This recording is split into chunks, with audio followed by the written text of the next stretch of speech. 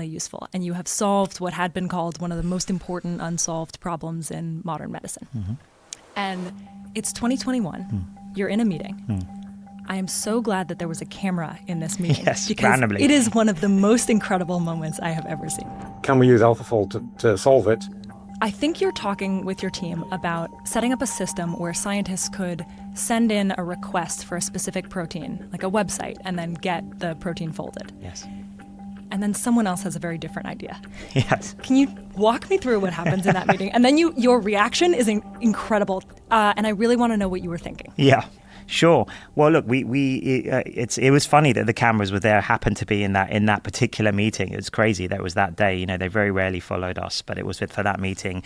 And normally what happens for these sorts of prediction models is the traditional thing is you kind of set up a server and then other scientists send you their protein sequences. And they say, oh, I'm interested in this protein. Can you send me back the predictor structure? So, and that's how it'd been done in the whole field for the last 40 plus years.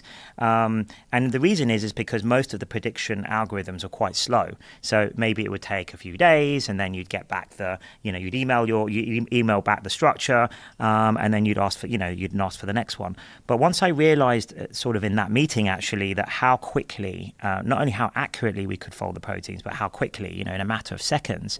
And then I was just sort of doing the back of envelope calculation, like how many proteins are there known to science, known in nature, 200 million, and then how many computers do we have, and how many would we need, and then and then if we folded one every 10 seconds, and I sort of realized, sort of in the middle of that meeting, while I was fiddling on my phone, that it would be possible in a year.